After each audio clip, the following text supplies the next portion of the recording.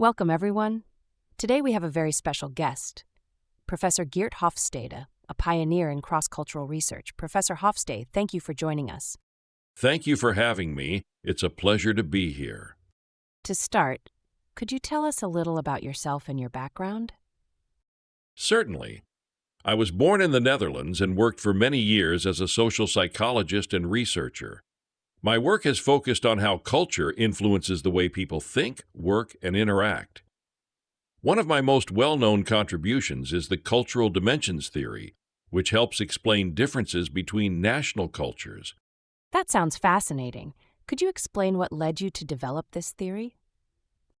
Of course, in the late 1960s and early 1970s, I was working for IBM, a multinational company. I had access to a large database of employee surveys from over 50 countries.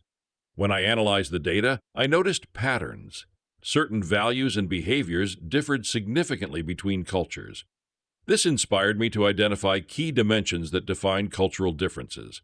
That's really interesting. What are these cultural dimensions and what do they tell us? There are 6 dimensions. Power distance. This refers to how comfortable people are with inequalities in power. For example, in countries like Malaysia, people accept a strong hierarchy, while in Denmark, they prefer a more equal society. Individualism versus collectivism. Some cultures, like the U.S., focus on individual success, while others, like China, value group harmony and collective goals. Masculinity versus femininity. In more masculine cultures, like Japan, competition and achievement are emphasized, whereas feminine cultures, like Sweden, value cooperation and quality of life. Uncertainty avoidance. Some cultures, such as Greece, prefer clear rules and stability, while others, like Singapore, are more comfortable with ambiguity and risk-taking.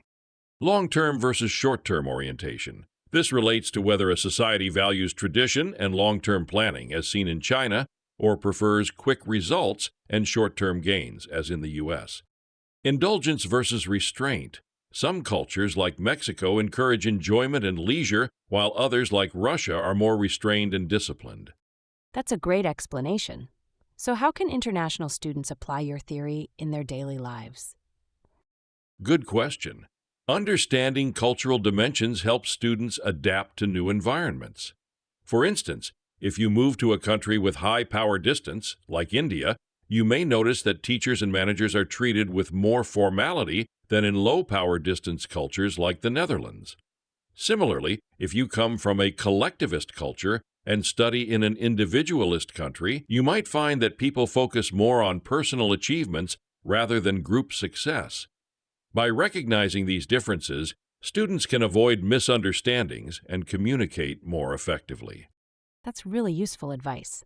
Finally, what message do you have for students navigating cultural differences? Be open-minded and curious. Every culture has its own logic and values. Rather than judging differences, try to understand them.